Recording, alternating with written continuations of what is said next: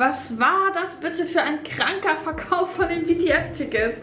This is Sparta! Das waren teilweise 100.000 Leute vor anderen Menschen in der Warteschlange. Black Friday isn't quite what it used to be. Und zum Glück habe ich mir die Tickets schon im Presale gekauft und ich habe sie mit meinen Freundinnen bekommen. Ich bin drin. IP Soundcheck, Digga! Leute, es hat mich übelst gestresst.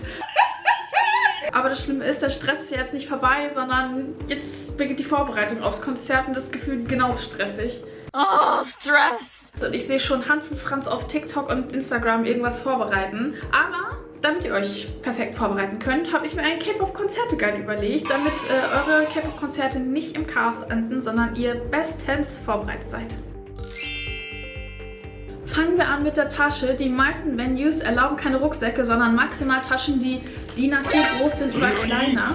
Und viele Venues erwarten auch, dass die Taschen durchsichtig sind, dass man sieht, was alles drin ist. In unsere Tasche packen wir natürlich einen Lightstick. Wenn ihr aufs BTS-Konzert geht, nehmt auch bitte einen BTS-Lightstick mit. Ich habe schon tatsächlich ein paar Kommentare gesehen bei TikTok, wo die Leute gesagt haben, sie wollen irgendwie 80s oder NCT oder was auch immer für Lightsticks mitnehmen. Ich weiß, dass die Dinger unglaublich viel Geld kosten zu den schon unfassbar teuren Tickets und dass sich das nicht jeder leisten kann und möchte. Das ist auch vollkommen okay. You do you. Ich persönlich finde das No-Go.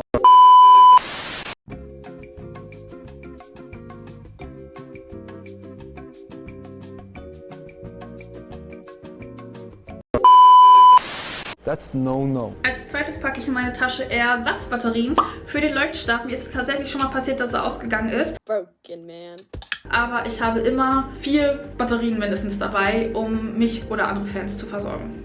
Als nächstes packe ich in meine Tasche eine Powerbank für mein Handy. Ihr seid den ganzen Tag vor Ort und ihr wollt abends auf jeden Fall noch Akku haben, wenn ihr nach Hause zum Hotel fahrt. Deswegen packt bitte eine Powerbank ein oder benutzt euer Handy so wenig wie es geht. Konzerte im Sommer sind teilweise der Horror. Deswegen habe ich immer noch einen Ventilator dabei, denn entweder wird es draußen oder in der Halle unfassbar warm. Und der ist relativ klein, ist auch per USB und USB-C aufladbar. Du kannst ihn auch zusammenklappen, dann ist er nicht mehr so groß. Und das Schöne an diesem hier ist tatsächlich, keine Werbung, aber es ist auch gleichzeitig eine Taschenlampe, falls du abends nach Hause gehen musst. Wenn ihr vor Ort campt, darf man natürlich nicht, soll man auch natürlich nicht, aber kann man machen. Als nächstes packe ich in meine Tasche eine faltbare Trinkflasche, denn Trinkflaschen sind vor Ort verboten. Das heißt, ich falte die einfach zusammen, packe die in meine Tasche und fülle die vor Ort auf dem Klo auf. Als nächstes packe ich in meine Tasche Desinfektionsmittel. Es sind 10.000 Menschen vor Ort und jeder fasst irgendwie so alles an. And people be disgusting. Disgusting shit.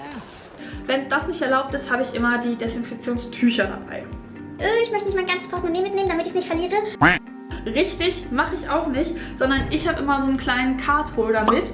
Hier passen 2 Karten rein, das heißt, ich habe einmal meine Bankkarte und meinen Ausweis mit dabei, denn in Deutschland, Leute, ist Ausweispflicht. Da passt auch dann noch der ein oder andere Geldschein rein, falls man ihn doch brauchen sollte. Kommen wir zu dem Thema Ticket. Falls es ein physisches Ticket geben sollte, lasst es in eurer Tasche, bis ihr kontrolliert werdet. Ich habe schon von Leuten gehört, die tatsächlich irgendwie so dann vor Ort hier und da was gemacht haben und dann war das Ticket weg, weil es aus der Tasche gefallen ist. Lasst es in der Tasche drin, bis ihr kontrolliert werdet. Wenn ihr ein digitales Ticket habt, speichert es in euer Wallet ab, wenn es funktioniert. Macht einen Screenshot davon, ladet euch das PDF runter. Ihr wisst nie, wie schlecht das Internet oder das WLAN vor Ort sein werdet. Und am Ende lädt es nicht oder ist es nicht in der App und irgendwas passiert. Deswegen dreifach hält besser als doppelt und einfach. Homers Weisheit des Tages. Als nächstes packe ich Haargummis ein, gerade für die Mädels mit langen Haaren. Ihr tanzt, ihr springt, ihr schwitzt. Es wird einfach so unangenehm, wenn die Haare irgendwo kleben bleiben. Ich nehme auch immer gerne noch für 1, 2 andere Fans auch welche mit. Als nächstes packe ich Basic Make-up ein, denn selbst das beste Setting Spray wird nicht den ganzen Tag halten, dass euer Make-up so geil aussieht wie am Morgen. Deswegen, ich habe immer ein bisschen Concealer und ein bisschen Lipgloss oder Lippenstift dabei, je nachdem, was ich benutze. Das nächste Item ist fast das Wichtigste, und zwar Taschentücher. Ich glaube, es gibt kaum ein Konzert, wo ich bisher noch nicht mindestens eine Träne verdrückt habe. Und selbst wenn ihr es nicht seid, die Leute um euch rum werden es safe sein. Denn wenn ihr Taschentücher dabei habt, seid ihr auf jeden Fall die Lebensretter von so vielen Menschen. Als nächstes packe ich mal ein Deo und Parfüm, aber am besten Rolldeos, denn Sprühdeos werden wahrscheinlich nicht erlaubt sein. Und für Parfüms nehme ich so kleine Packungen, die ich mir entweder selber kaufe und selber abfülle oder einfach schon so klein fertig kaufe. Die gehen meistens durch, weil Security das nicht so richtig sieht. Aber Leute, ihr seid den ganzen Tag da, es ist warm. Bitte tut allen anderen Fans und euch auch den Gefallen und habt Deo dabei. Smell. Was ich auf jeden Fall noch einpacke, sind Toilettensitze, beziehungsweise so Cover von Toilettensitzen. Bei K-Pop-Konzerten ist es wahrscheinlich sogar besser als bei anderen Konzerten, aber es sind trotzdem super viele Leute da, die sich überall draufsetzen und ich will nicht, dass meine Marge irgendwas berührt. Die gibt es easy zu kaufen und Leute, schaut mal auf, wie viele da drin sind. Also ich glaube, das sind jetzt 4 oder 5, die da drin sind und die habe ich auf jeden Fall immer dabei für alle Fälle.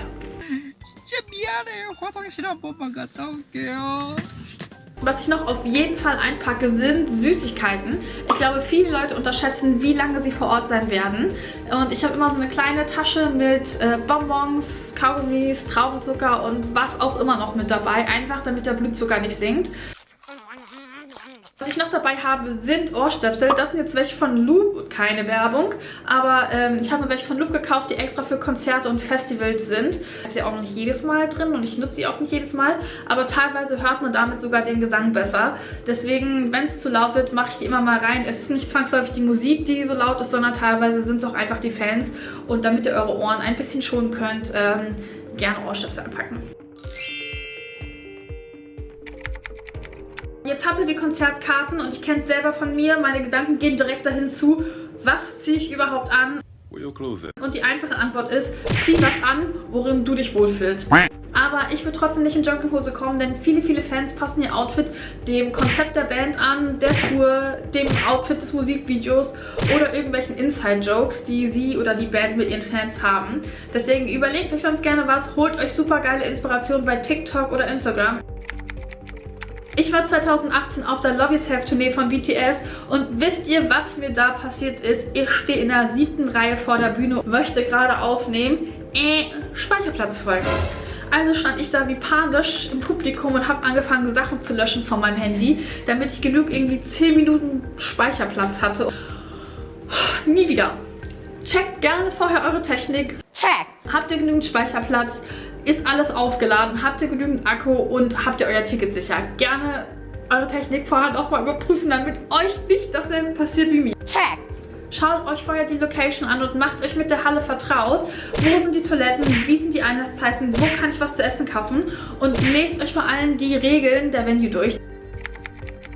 Freebies sind kleine Geschenke von den Fans für die Fans, die sie meistens selber gemacht haben. Und diese werden vor oder nach dem K-Pop-Konzert an andere Menschen verteilt. Es gibt super viele inspirierende Ideen, wenn ihr das also selber machen wollt. Es gibt Armbänder, es gibt meinetwegen auch so kleine Snacktüten, Schleifen für die Leuchtstäbe etc. Lasst euch gerne inspirieren, wenn ihr das auch machen möchtet. Bei Etsy, TikTok und Instagram gibt es super viele coole Ideen. Neben den Freebies gibt es dann ganz oft auch noch Fanprojekte, die in der Stadt, wo dieses Konzert stattfindet, organisiert werden. Und das können zum Beispiel Cupholder-Events sein, wo man dann, wenn man sich in einem Café ein Getränk holt, so einen Cupholder dann von zum Beispiel der jeweiligen Band mitbekommt. Oder zum Beispiel, ich glaube bei J-Hope letztes Jahr in Berlin war es, dass die Fans sich getroffen haben, um lila Herzen vorzubereiten. Wenn ihr da gucken wollt, ob bei euch in der Stadt was stattfindet oder da, wo ihr hingeht, guckt gerne bei TikTok, Instagram oder Facebook-Gruppen, um euch über die Events zu informieren. Ich glaube, der Punkt ist tatsächlich sogar der wichtigste Punkt. Esst genug, schlaft genug und trinkt genug. Euer Körper muss das packen. Sonst seht ihr am Ende das Konzert nicht, wenn ihr umkippt. So, und das war der erste Part, packen und vorbereiten. Das ging noch schneller als gedacht. Und nächste Woche kommt auch schon der zweite Part raus. Da reden wir über die Do's und Don'ts während des Konzertes und vor Ort. Und Leute, da gibt es einiges zu besprechen. Und für diejenigen, die unter euch, die tatsächlich eine fertige Packliste zum Abhaken haben möchten, gar kein Problem. Denn ich habe euch eine in der Beschreibung verlinkt.